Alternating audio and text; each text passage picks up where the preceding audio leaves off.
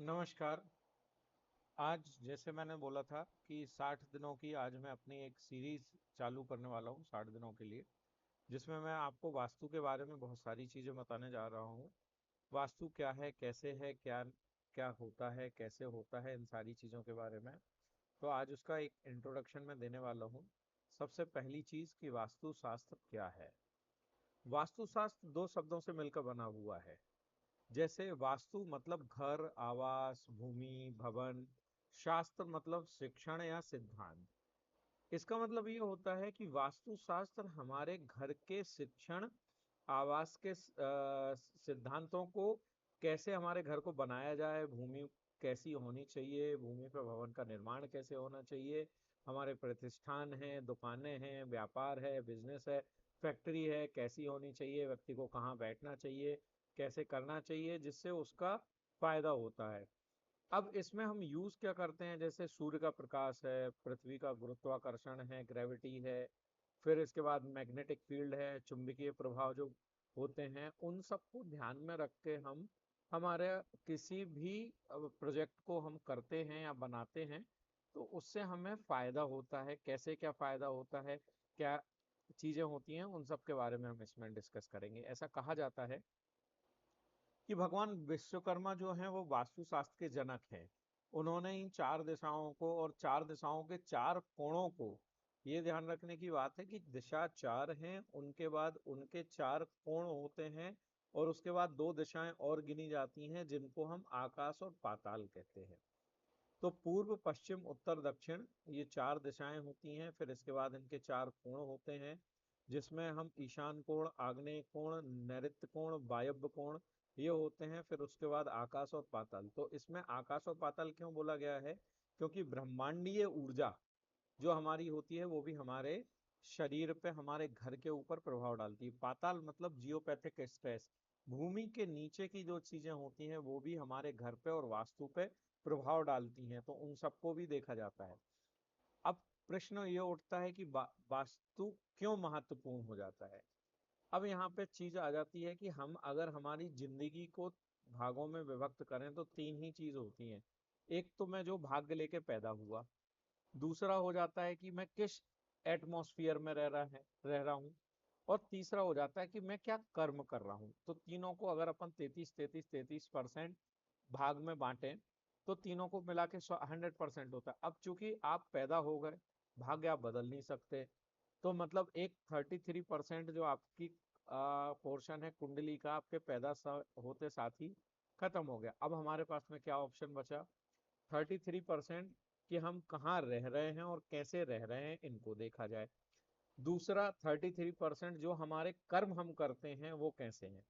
अगर मैं साधारण भाषा में बोलूं तो आप ये मान सकते हैं कि 30% आपका भाग्य है, 30% आपका रहने का एरिया है, और 40% अगर आप मोटा मोटा माने तो आपका कर्म है। ये मेरा मानना है। कई लोग 33-33-33, शास्त्रों में 33-33 लिखा हुआ है। अब भाग्य हम बदल नहीं सकते, परिवेश हम बदल सकते हैं, तो हमने कितना, 33% हमने संभाल लिया। और कर्म हमारे जो हम अच्छे बुरे करते हैं उससे हमने 33% संभाल लिया, तो मिला के हमारे पास में 66%, 67% ऐसा पोर्शन होता है जो हम अभी ठीक करेंगे, तो उससे हमारे जीवन में प्रभाव आ जाता है। रही बात भाग्य की, तो हम जब अच्छे कर्म करते हैं, अच्छी जगह पे रहते हैं, अच्छे परिवेश में रहते हैं, तो उसका एक फर्क पड़ता है, एटमॉस्फेयर का फर्क पड़ता है। आपके आजू बाजू चार लोग क्रूरता वाले रहते हैं, गुस्सा करने वाले रहते हो, एंगर वाले रहते हो, आपको भी गुस्सा आना चालू हो जाएगा। आपके घर की ऊर्जाएं नकारात्मक हैं, आप घर में घुसते साथ ही बोलते हो अरे मेरी हालत खराब हो गई, तबीयत खराब हो गई, मुझे ठीक नहीं लग रहा, तो वो आपका परिवेश का आपके ऊपर इफेक्ट आता है। आप किस एरिया में रह रहे हैं, किस किस लोकेशन पे हो, किस एरिया में हो, वो इन सब चीजों का फर्क पड़ता है। अब बात करते हैं कि वास्तु बना है शब्द वास्तु पुरुष से।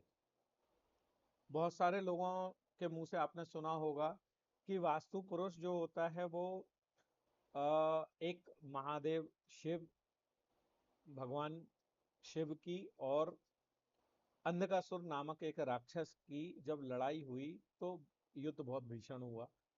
उस युद्ध के साथ ही भगवान शिव की कुछ पसीने की बूंदें जमीन पे गिरी, जिससे एक भयंकर पुरुष पैदा हुआ, जिसको हम वास्तु पुरुष कहते हैं। अब वो पुरुष ऐसा था कि वो देवताओं को और दानवों को सबको खा रहा था बराबर। ऐसा नहीं है कि उसने भेद किया हो कि देवताओं को मारना है कि दानवों को मारना है, राक्षसों को मारना है, असुरों को मारना है। तो उसने सबको खाना चालू किया। सारे देवता दानव सब भागे भागे पहुंचे ब्रह्मा जी के पास। ब्रह्मा जी से बोले कि प्रभु आप तो धरती के जनक हो, आप पालनहार हो, आप सब कुछ करते हो, तो निर्माता हो, तो अंधकासुर आपसे तो बड़ा हो नहीं वास्तु जो पुरुष है वो आपसे बड़ा तो हो नहीं सकता। तो उन्होंने बोला ठीक है। जैसे ही ब्रह्मा जी प्रकट हुए, वास्तु पुरुष ने उनको नमन किया, चूंकि पिता तुल्य थे और वो भी धरती से ही बना था। तो ब्रह्मा जी के लिए जैसे ही वो साष्टांग झुका, और ब्रह्मा जी उसकी पीठ पे सेंटर में बैठ गए। उसके बाद में 32 देवता उसकी चारों तरफ पेरी फेरी पे बैठ गए, मतलब सर से लेके और कोनों पर, जहां जहां कोण आते हैं। और उसके बाद में जो देवता बचे वो बीच की जगहों पे विराजमान हो गए। तो ऐसे करके पूरे 45 देवताओं ने वास्तु पुरुष के ऊपर विराजमान होकर घेर लिया। अब प्रश्न आता है कि ये बैठ तो गए, लेकिन ठीक है उल्टा बैठा है, लेकिन भूख तो शांत नहीं हुई। तब उन्होंने, वास्तु पुरुष ने बोला ठीक है साहब, आप ब्रह्मा जी को बोला आपकी वजह से मैंने आपका मान रखा और मैं झुक गया और आप बैठ भी गए, मैं मान लिया अभी, लेकिन भूख को शांत करने के लिए क्या किया जाए। तो ऐसा कहा जाता है, बहुत सारे लोगों में मत प्रचलित है, कई जगहों पे लिखा हुआ है कि उन्होंने उसको वरदान दिया कि जो भी व्यक्ति अपना घर बनाएगा वो पहले वास्तु पुरुष को भोग लगाएगा या वास्तु की पूजा करेगा। और अगर वो बैलेंस नहीं करता है अपने घर की ऊर्जाओं को, चूंकि वास्तु पुरुष में देवताओं की और दानवों की दोनों की शक्तियां थी, तो अगर बैलेंस नहीं करेगा तो उसका अहित होना चालू होगा, और बैलेंस करेगा तो उसको बहुत लाभ मिलेगा। तो ऐसी एक कहानी, कथा प्रचलित है। अगर हम वास्तविक परिप्रेक्ष्य में देखें तो वास्तु हमारे घर की नकारात्मक और सकारात्मक ऊर्जाओं का संचार होता है घर घर के अंदर, जिससे हमें बहुत सारी चीजें सकारात्मक और नकारात्मक होती हैं हमारे जीवन में। अब हम बात करते हैं वास्तु हमें मदद कहाँ कहाँ कर देता है। सबसे पहले तो मन की स्पष्टता, मतलब आपको क्लियर माइंड देता है, फोकस देता है, कहाँ पे फोकस है आपके यहाँ पे। अगर जैसे आपको लगता है कई बार कि सामान्य व्यवहार नहीं है किसी का आपके परिवार में, तो उसको देता है कि आपका व्यवहार, आपके बच्चों का व्यवहार कैसा रहे, इसमें भी मदद करता है। आत्मशक्ति और आत्मविश्वास और शक्ति देता है, क्योंकि व्यक्ति दिन भर घर काम करके बाहर से आता है, और अगर घर पे भी आके नकारात्मकता महसूस हो तो ना तो उसके अंदर शक्ति होगी वापस काम पे जाने के लिए अगले दिन, और आत्मविश्वास भी टूट जाए उसका, तो जो काम कर रहा हुआ वो करता हुआ काम भी बंद कर देता है। तो हमारा घर ऐसा होना चाहिए, इतना कोमल होना चाहिए, इतना आनंददायी होना चाहिए कि जब हम घर में आए तो हम ऊर्जा से भर जाएं। इससे फायदा क्या होता है, इससे हमारे पारिवारिक संबंध मजबूत होते हैं, चिंताओं पर संयम लगता है, हम ज्यादा सोचते नहीं हैं, ठीक है। अच्छा, घर का माहौल अच्छा होगा तो आपको चिंताएं भी कम होंगी। घर का माहौल अच्छा होगा, आपके परिवार वाले आपके साथ रहेंगे, तो आपको चिंताओं में राहत रहेगी कि कोई है नहीं है, हमारा परिवार हमारे साथ खड़ा हुआ है। धन और ऊर्जा का अपव्यय कम हो जाएगा। अब घर आते साथ ही आपको ऊर्जा विहीन लगने लगे, एनर्जी नहीं है, हम घर के अंदर आए, हमें एनर्जी फील नहीं हो रही, लो फील हो रहा है। अब अगर घर का माहौल अच्छा है, पॉजिटिव वाइब्स घर के अंदर से आते हैं, तो आप कितना एनर्जेटिक फील करेंगे। आपको थकान होने के बाद भी आप अपने बच्चों को समय देंगे, माता पिता को समय देंगे, अपनी पत्नी को, पति को टाइम देंगे, तो वो एक घर का माहौल को बनाएगा। दूसरा, घर हमारा क्या होता है, जब हम आगे इसमें मैं आपको बताऊंगा, अलग अलग दिशाओं के साथ में अलग अलग चीजें होती हैं, जैसे स्वास्थ्य वगैरह है, नए नए अवसर होते हैं हमारे पास में, क्या क्या चीजें आ रही हैं, ठीक है, क्या हो रहा है बच्चों के लिए, एजुकेशन के लिए कौन सा एरिया अच्छा होता है जहाँ बैठे, कौन सी डायरेक्शन होती है, आपको फेमस करने की नेम फेम मिलेगी। अब ऐसा होता है कि कई बार व्यक्ति बाहर तो बड़ा फेमस होता है, लेकिन घर पे आता आते साथ ही जलील होना चालू हो जाता है। तो आपको ये भी देखना है कि आपके अपने घर वाले भी आपकी कितनी रिस्पेक्ट करते हैं। फिर इसके बाद में आपका सबसे बड़ी चीज फाइनेंस, पैसा। हमारे पास में अगर घर का माहौल खराब है, घर की दिशाएं खराब हैं, तो आपके पास फाइनेंस ही नहीं है, कैसे आप उसको घर को चलाओगे। आपके पास फैक्ट्री है, आपकी फैक्ट्री का वास्तु गड़बड़ है, आपके पास ऑर्डर नहीं आ रहे।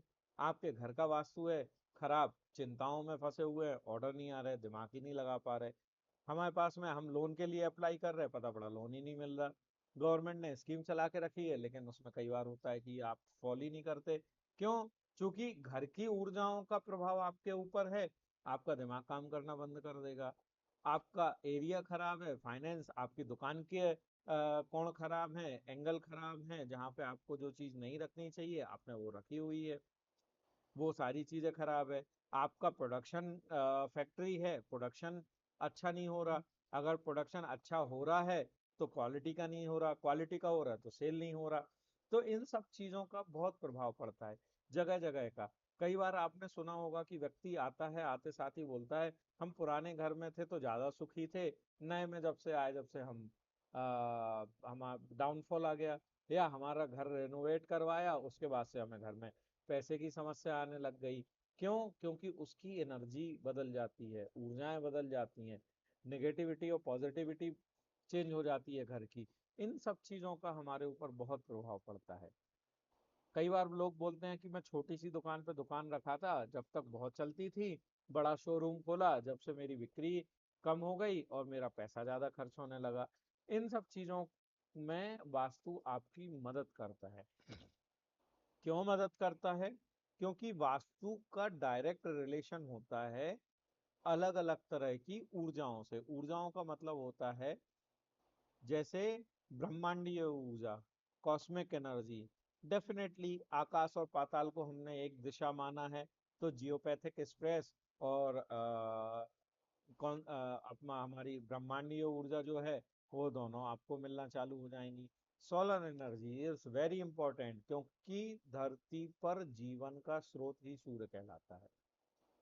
दिन से सुबह से शाम तक सूर्य जब निकलता है, तो वैसे ही हमारे घर के अंदर दिशाएं हैं, उन दिशाओं में सूर्य की रोशनी पड़नी चाहिए।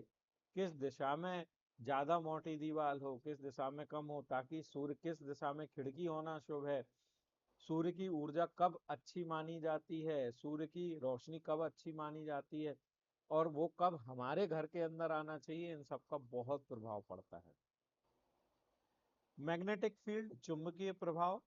सबने पढ़ा होगा बचपन में कि हम जब मैग्नेट का एक एक्सपेरिमेंट करते हैं फिजिक्स में, नॉर्थ से साउथ की तरफ हम लेके जाते हैं, ऐसे ही हमारे घर में ऊर्जाओं का प्रभाव होता है कि दिशाओं से प्रभाव पड़ता है, और हर एक चीज का एक अपना मैग्नेटिक फील्ड होता है।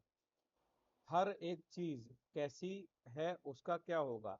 मौलिक ऊर्जाएं, जैसे हम बोलते हैं पंच महाभूत की बात करते हैं, हर आपने बहुत सारे वीडियोस में देखा होगा, लोग बोलते हैं पंचमहाभूत पंचमहाभूत।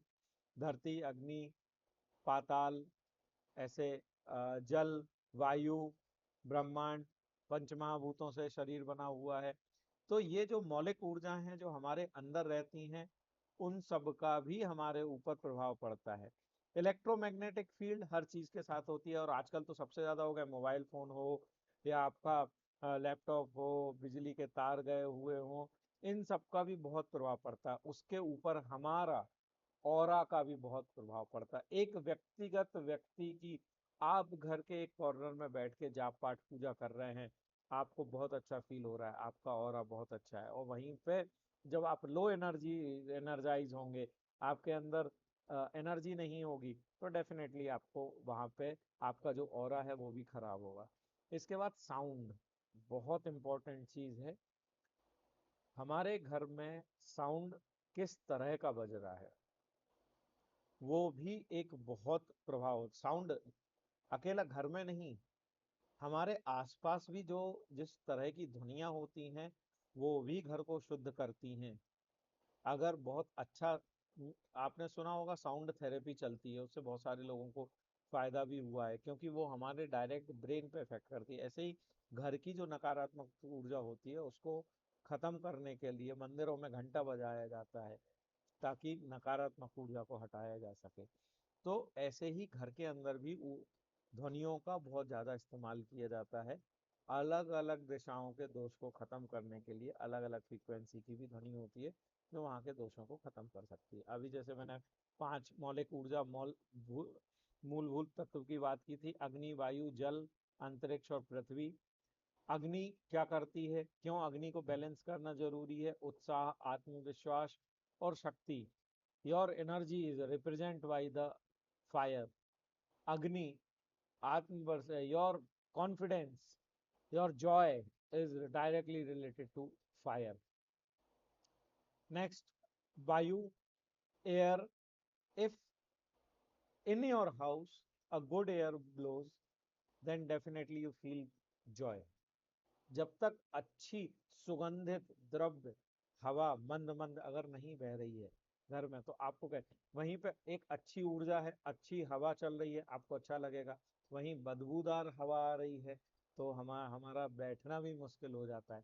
ऐसे ही वायु भी जो होता है वो सुख और आनंद है। हमें जब बहुत अच्छा गुलाब का अगर इत्र कोई लगाया हुआ है, गुलाब हमारे घर में महक रहा हो, तो हमें कितना आनंद आता है कि बहुत मजा आ गया। ऐसे ही वायु सुख और आनंद का द्योतक होता है। जल, जल नए विचारों का और नए परिवर्तनों का द्योतक होता है। थॉट्स हमारे जितने भी हैं वो जल की तरह होते हैं। आप देखना कभी भी आएंगे तो इट्स हाई टाइड, एकदम आया और नीचे चला गया। नई संभावनाएं, अंतरिक्ष विशाल है, अनंत है, there is no limit of sky. अपन बोलते हैं ना, कोई लिमिट नहीं है स्काई की। तो आपकी नई संभावनाएं, आपके मस्तिष्क की भी कोई लिमिट नहीं है, आप जहां तक सोच सकते हैं वहां सोचें। And earth is always give you stability. जब हम बात करेंगे धरती की, तो जब धरती की बात होती है तो स्थिरता का द्योतक होता है। मतलब हम कहाँ पे स्थिर हो रहे हैं, इन सब चीजों का वास्तु में हम ध्यान रखते हैं। इसके बाद हम अगले मैं अपने अगले वीडियो में आपको 4, 8 और 32, 4 दिशा, 8 दिशा, 16 दिशा और 32 द्वार, इनके बारे में विस्तृत जानकारी करूँ बताऊंगा। नमस्कार।